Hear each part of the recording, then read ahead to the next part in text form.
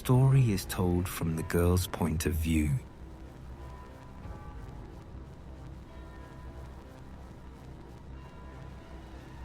Soothing beeps. I exhaled. Hello. Are you there yet? Coming? I heard a beloved and familiar old voice.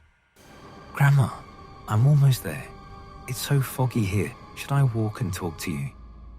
It saved me. Walking through the fog became less scary, listening to Grandma. I even began to think the fog was gradually clearing, and I even saw a few people in the distance. But the smell refused to go away. In fact, it even became stronger. Involuntarily, I fished the mask out of my left pocket, carelessly lying there since the seasons we are not supposed to talk about, and clumsily put it on my nose, managing with one hand, which was already holding the bag. It became a little easier to breathe, but Grandma's house was just over 100 meters away, and the thickness of the white haze increased the distance by about 3 times. The fog parted slightly, revealing the side of a 9-story building perpendicular to my grandmother's house. It was almost entirely visible in the fog. I hung up, warning my grandmother that I'd be there soon, and hurried forward. But as I passed that same 9-story building, I almost choked. It smelled as if a huge mountain of rotting flesh towered in the fog behind the tall building. Fish, small livestock, decomposing corpses.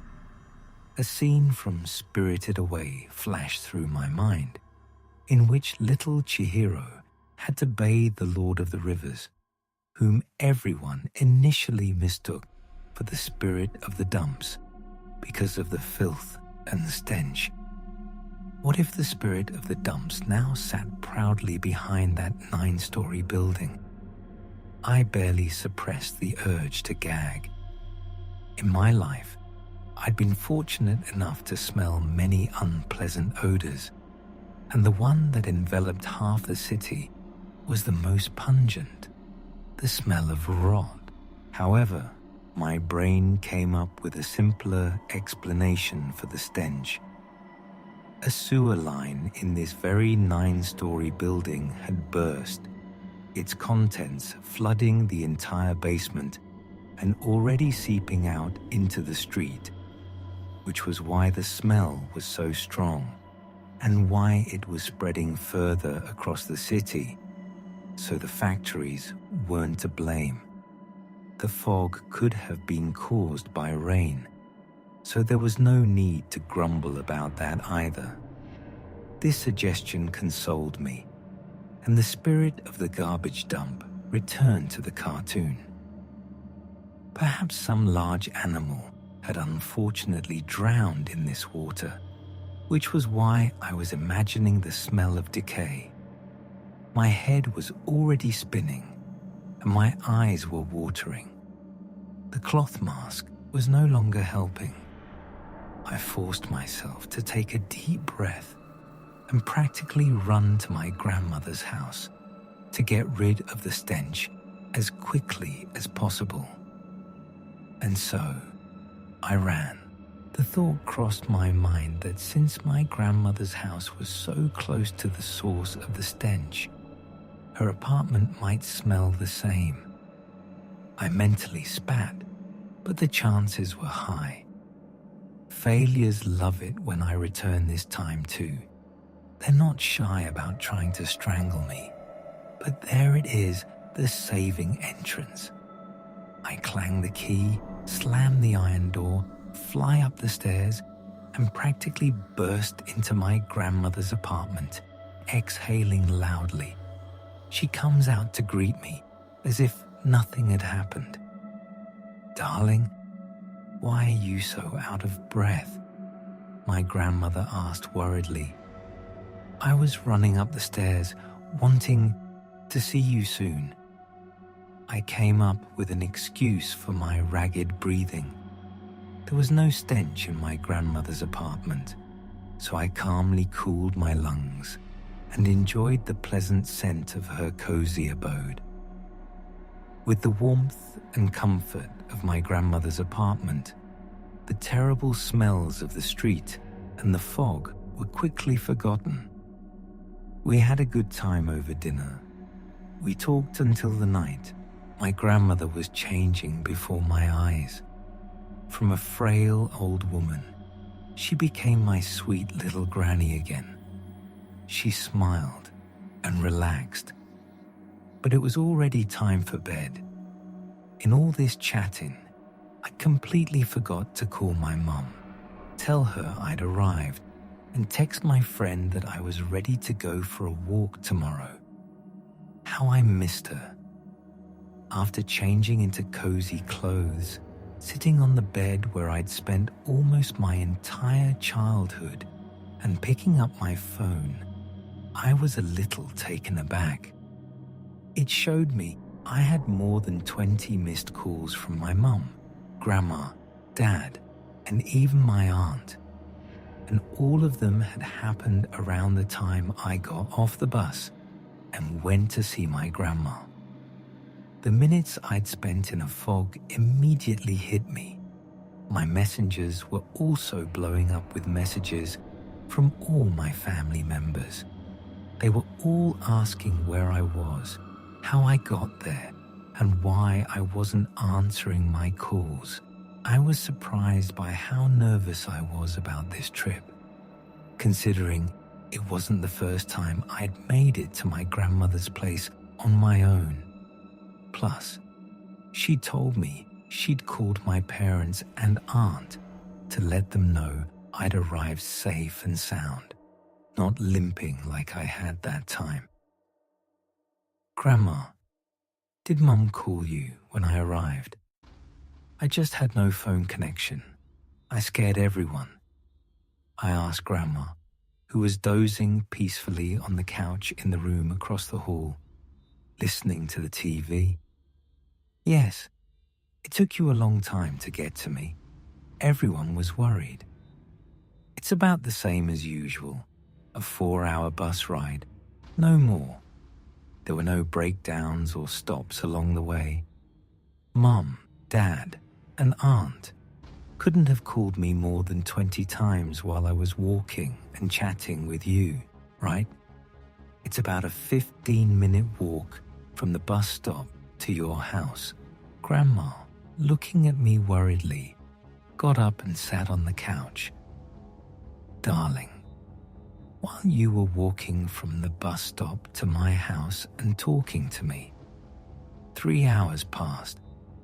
I thought you'd want to take a stroll around the city when you got home, so I listened to you. They couldn't get through to you because you were talking to me.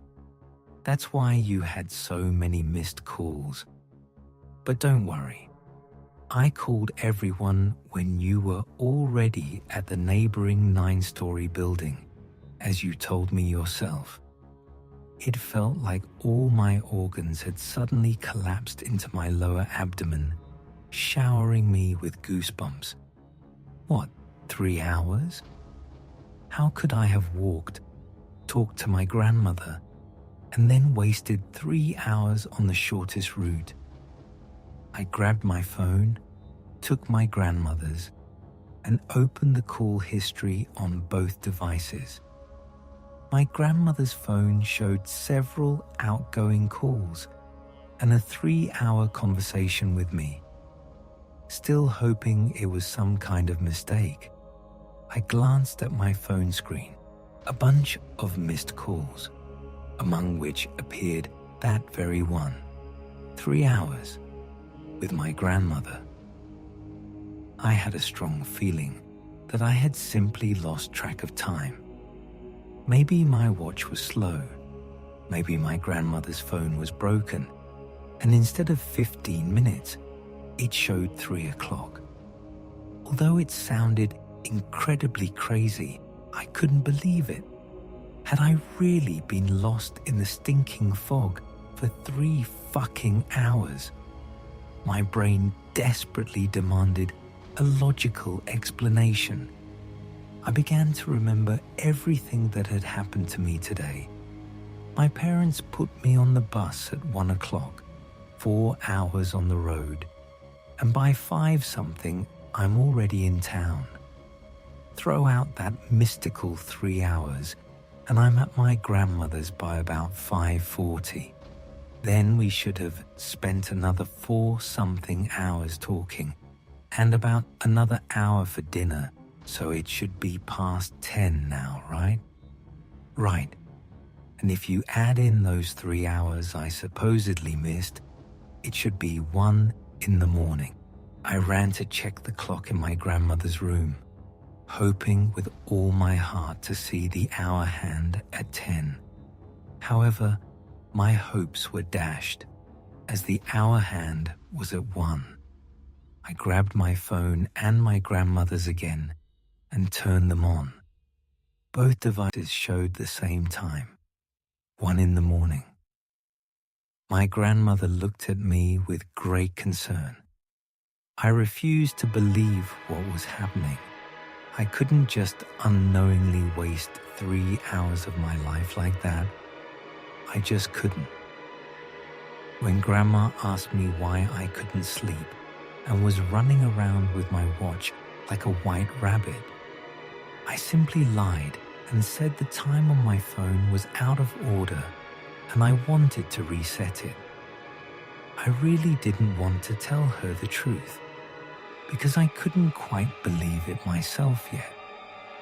Ultimately, I was simply tired of counting the hours and thinking about my adventures today, and I felt awkward in front of Grandma, hopping around the apartment, counting the time, depriving her of sleep. I blamed all my worries and loss of time on the fatigue from the long drive and plopped down to sleep. I had a dream in which a huge spirit of the garbage dumps dangled a pocket watch in front of my face and told me that on the count of 3, I would see only white. Except he started counting not from 1, but from 10, and so on in a chaotic pattern. After 10 came a 5. After 5 came an 8. After 8 came a 2. Numbers, numbers. The very last number after 9 was a 3. And as if by magic, a solid white light appeared before my eyes, and the stench, an unbearable stench. I woke early to the sound of my grandmother's fussy footsteps in the hallway. She was getting ready to go somewhere. I tore myself away from my bed, still recovering from a strange dream. Yesterday's memories also seemed like a very strange dream. Smells, fog, phone conversations. The last one made me shudder. I crawled out of the room, said hello to my grandmother, and trudged off to breakfast. After throwing down a couple of sandwiches and half a mug of coffee, I leaned out the window. A pleasant, clear day. No fog at all. I liked the view so much that I decided to take a photo. I opened the window and took a deep breath. The morning air was pleasantly cool, not a hint of any foul odors. My head cleared. I looked at my watch. It was 8 o'clock. Don't stand by the open window or you'll catch a cold, my grandmother said to me without looking, quickly entering the kitchen to finish her cooling lemon tea. Are you going somewhere? I asked her, obediently closing the window. Yes, I need to go to school, finish up some chores, and drop off a stack of papers. I peered out into the hallway. By the nightstand in the entryway sat a sizable bag filled with waste paper. Let me help you carry it. I'll go for a walk while I'm at it, I suggested to my grandmother. She agreed. I quickly changed and we headed to school. It was warm, despite the sky being covered in thick clouds. There was no wind. Even though it was quite early, the streets were already bustling with people. The walk to school took a little over half an hour because Grandma couldn't walk fast. After handing Grandma her bulging bag of waste paper, I decided to go home and get some more sleep. For a seasoned night owl like me, mornings were pleasant, but also incredibly sleepy.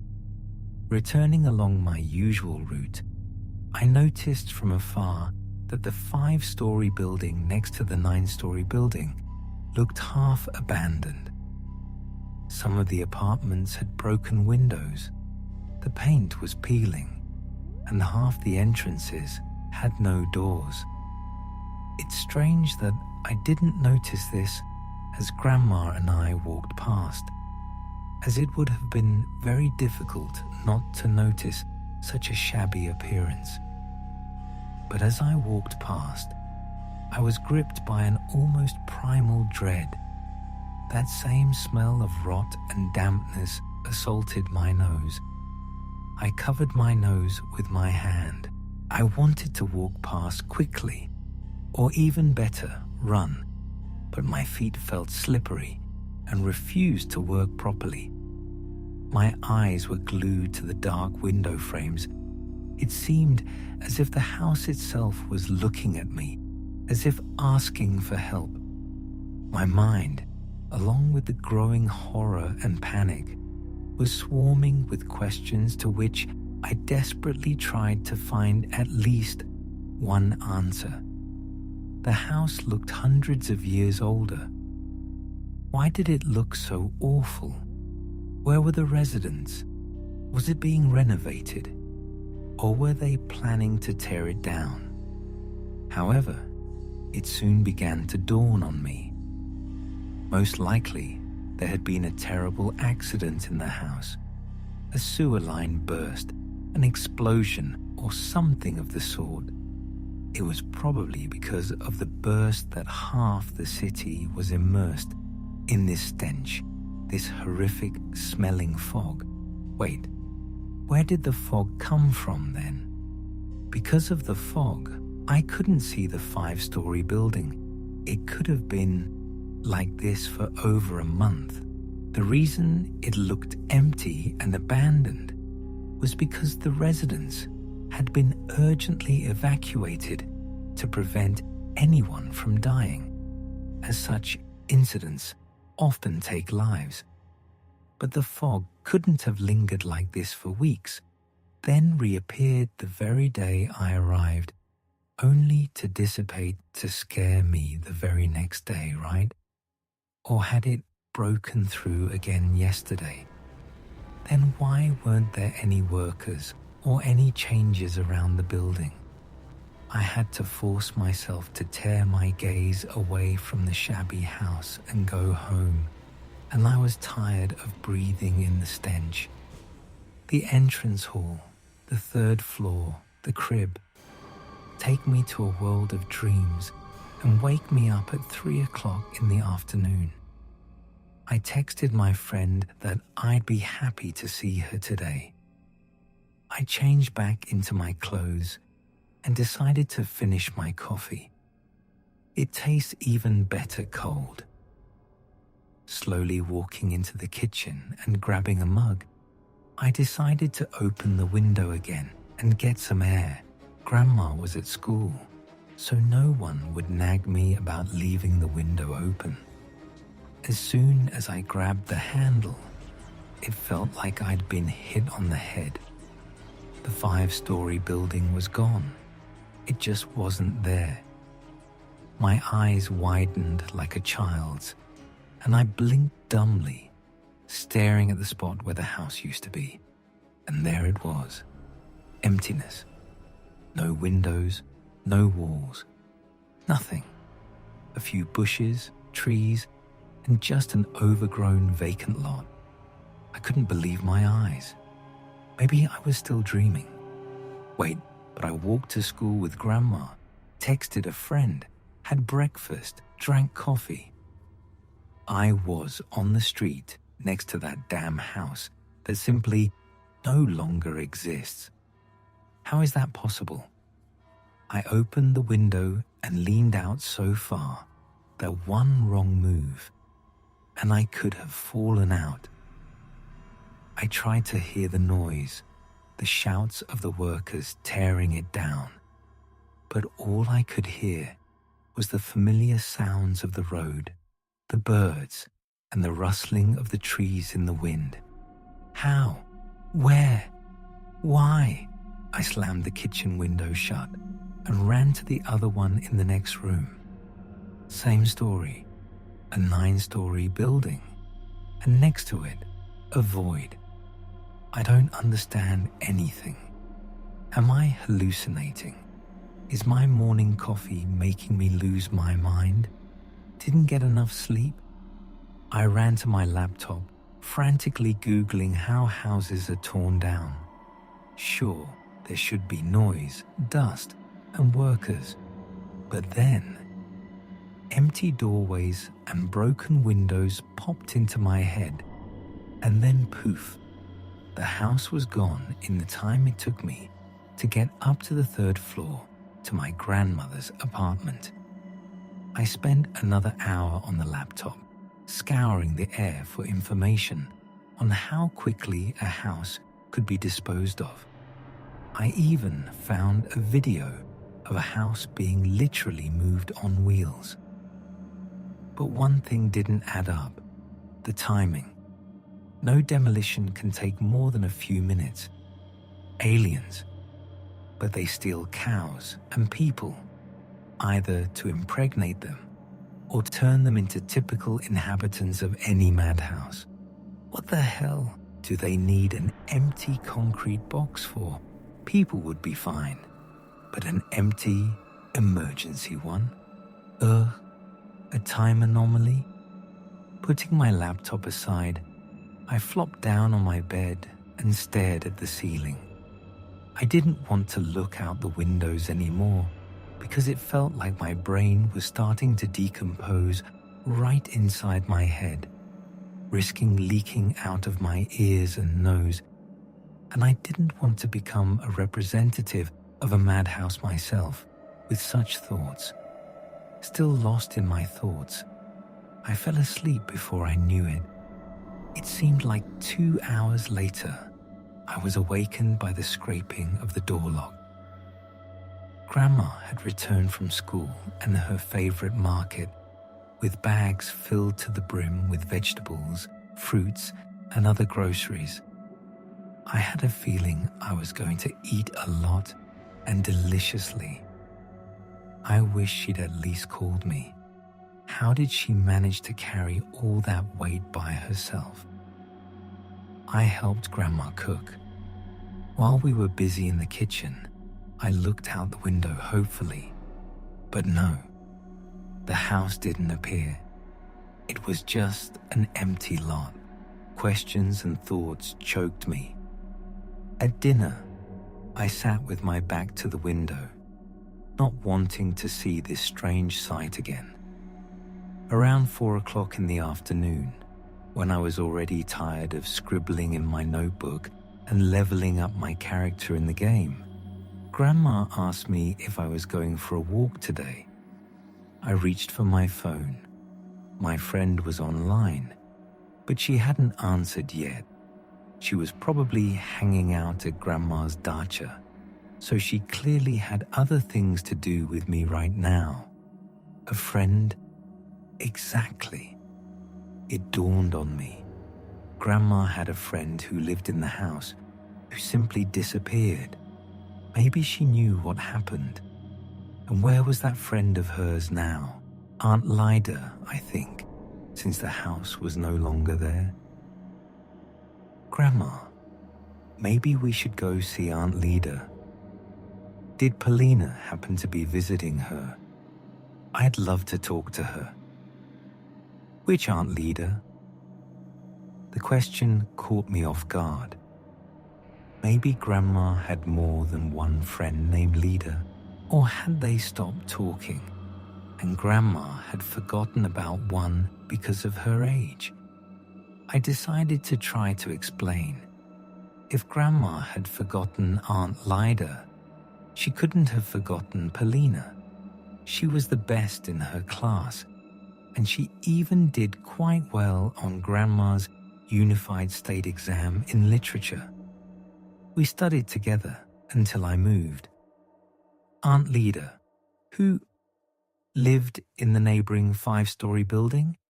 Or did they move? The building there was torn down, and Polina took her Unified State exam with you, didn't you? You always praised her so much. Darling, you must be confused. There are no neighboring 5-story buildings here, and I don't know Aunt Lida or Polina. You're probably talking about Shusha. I work with her grandmother, Natalia, and I taught Shusha. She's studying at your university. It didn't add up again. Now I was like a delusional grandmother, talking about things that simply didn't exist. I felt like I'd missed several years of my own life, as if everything had been turned upside down, and I'd woken up from a coma. What do you mean there aren't any 5-story buildings? I persisted. It was right there, parallel to our house. We just walked past it this morning. Grandma frowned and went into the room, to the window. A spark of hope flared in me that Grandma would be surprised too, but would explain everything later. Anything. That I'd lost track of time, how I'd arrived, that the house had simply been torn down or something like that. But not this. Well, you're just playing a prank on Grandma. I don't see any buildings parallel to ours. Don't scare me. Did your friend and I plan to play a prank on me? Is your Mila pestering Grandma about imaginary buildings too? I've lived in this city for years, since you were here. I know every house, every courtyard. Go for a walk, you imaginative woman. You've been sitting at home too long, making things up. Call Mila. I was ready to burst into tears and beg my grandmother to tell me she was playing a prank on me and that I wasn't the one going crazy. I don't want to lose my mind at 18.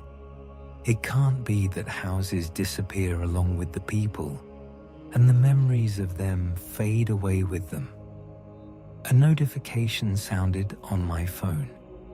Mila answered. She was free and ready to go for a walk right now.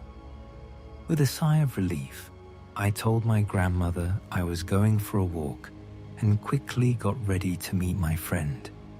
I'd discuss what had happened with her. Maybe she could explain it somehow. As I rushed out of the building, I wanted to avoid the vacant lot, but my legs seemed to carry me towards it. Just then, a man was coming out of a 9-story building. I quickly ran up to him, holding my phone in my hand and texting my friend that I wanted to hang out in our courtyard, where we grew up. I didn't want to be in this part of town,